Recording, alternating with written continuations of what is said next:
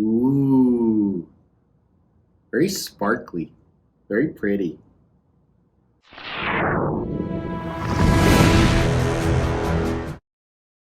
As the Extreme channel is pushing towards 50,000 subscribers, these are just a few of the statues we are giving away on the journey there. If you want to know how to win one, stay tuned for later in the video. Hey everybody, thanks for tuning into the Extreme channel. Today we are looking at Iron Studios' 1/4 scale Spider-Man statue from the Far From Home movie. That's right, this isn't from No Way Home, which is the new Spider-Man movie coming out hopefully in December of 2021. They recently dropped the trailer and I am stoked. One of the reasons I'm really excited is I've wanted this piece for a long time, and I went ahead and pulled the trigger. And then 2 days after I bought this, I saw in the trailer that at the beginning of No Way Home is actually the end of this movie, Far From Home, where he's still wearing the same suit. He's still dealing with the fallout from Mysterio. So this makes it even more exciting because there are some awesome features about this piece. But I think there's a lot of misses as well. So as I said, this is made by Iron Studios. It's 1/4 scale, meaning they've taken the real life version and shrunk him down 4 times. Although I think he's a little overscaled because Tom Holland is kind of a small guy and this is a pretty big Spider-Man. But we're going to talk all about that in the Extreme review today. We're going to look at paint, sculpt, concept, which just so you know now is absolutely amazing. Now the reason why I purchased him is I have a huge Spider-Man and Venom wall behind me. Believe it or not, I don't actually own any movie Spider-Man pieces. I used to own this piece from Iron Studios, which was also Tom Holland. I believe this was actually from Infinity War. But I like the fact that this is a different suit, kind of that black retro suit, which I also have my MVC Spider-Man. You can actually check out the review right here. But despite some of the flaws we're going to talk about, this guy does not disappoint. He is crazy looking, very dynamic. So I'm going to put him with all those other pieces, even though those are mostly comic based. If you want to see what that looks like, make sure to check out the Extreme channel Instagram, Facebook page, and TikTok as I post exclusive stuff on there. But let's dive into this crazy, crazy piece because as you can see, the concept is crazy and it's amazing and I love it. What I love about it is the base is actually part of the statue. It's part of the smoke cloud or the illusion that Mysterio's machines are creating. You see the big, what I would call a smoke monster on the bottom, and the smoke is rising throughout. You see some of the illusion machines that Spider-Man has actually destroyed. Some of them are still coming after him. Everything in this is like it's in mid-air. You see some missiles being shot. See, Spider-Man almost looks like he's flying. The way he pegs in is kind of crazy. We're going to look at when we do the unboxing and assembly. As I said, he's destroyed some of them. He's using his webbing. He's smashing them. He's dodging the missiles. He's coming right through the middle of the smoke cloud. This is just an incredible concept, guys. I am such a big fan. I think they did a fantastic job. It's really one of the most dynamic statues I've ever seen. It's like a moment frozen in time. And not only that, but it's a moment frozen in time where he actually looks really good. Have you ever videotaped yourself having sex? A moment frozen in time during sex is not as pretty as you think it would be. But nonetheless, on this guy, I go ahead and I give him a 5 out of 5 on the concept. I think it's fantastic. It's the reason I bought it. They brought so many different elements from the movie, which I quite enjoyed, Far From Home. I think I've only seen it once or twice, and I do plan to watch it again. I'm actually going through all the MCU movies right now in anticipation of the new Spider-Man movie because I've never done that. But it takes me about 6 months to get done. So now let's look at design, where I think they did some really elaborate, unique things with this. A lot of that is this crazy action dynamic pose, but there's definitely some issues as well. Before we do the unboxing and assembly, first I have a broken part. I have no idea what this goes to. I imagine it's one of the machines. The widest part is kind of hard to tell, but I'd say it's about 19 inches, but his foot over here gives it another few inches out. The depth is probably about 16, and again, some of the bullets or guns might be a little bit more, but I can tell you the highest point is right at 23 inches. So that's nice. Even though there's a lot going on, it doesn't take up much of a footprint. There are tons of different pieces to this. Check out the unboxing and assembly. One box that actually wasn't that heavy, which was kind of nice. The art box, here are 2 different shots of it. Iron Studios always seems to do a decent job with their art boxes. They have the straps. It also had tape on it as well, which thankfully nothing came broken other than that one little piece I showed you earlier. Here's the first layer. Lots of different pieces. So it was kind of surprising to me, but it makes sense in the end. And here is the second layer.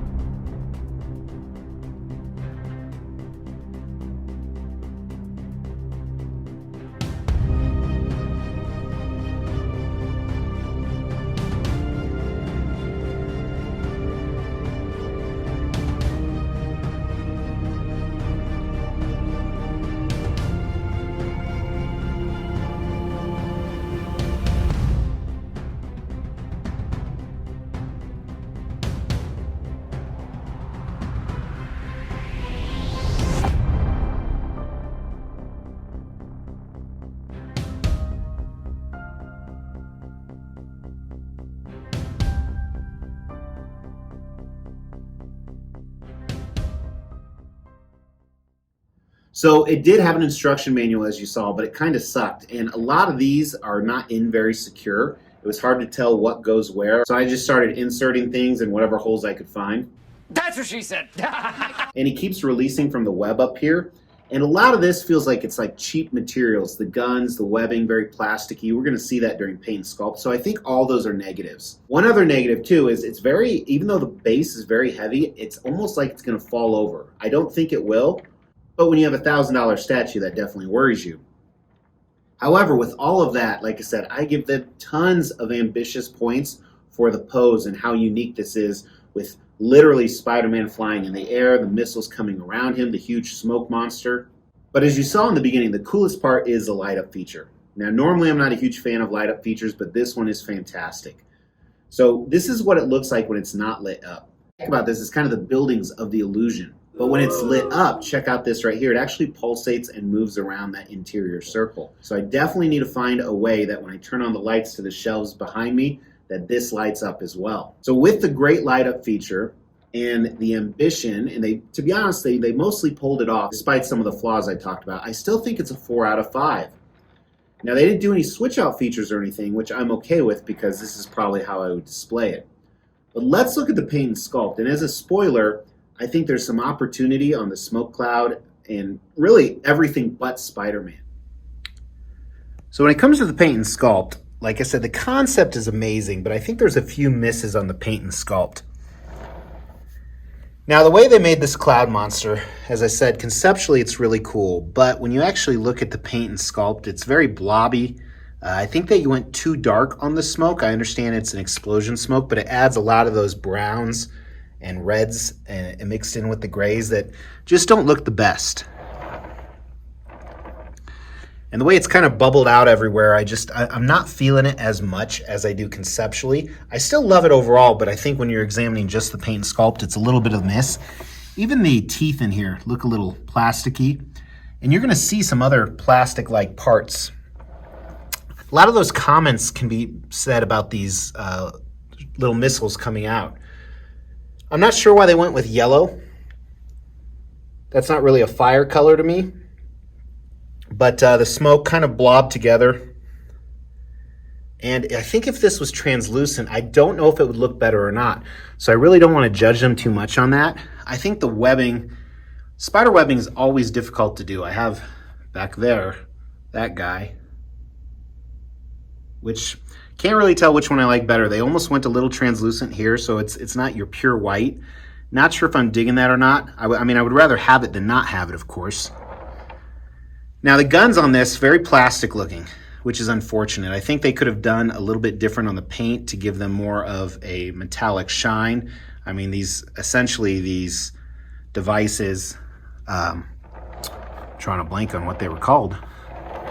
Machines were, illusion machines were new and metallic, and you do see some battle wear on there, which I think looks really nice, torn up, but a very plasticky feel.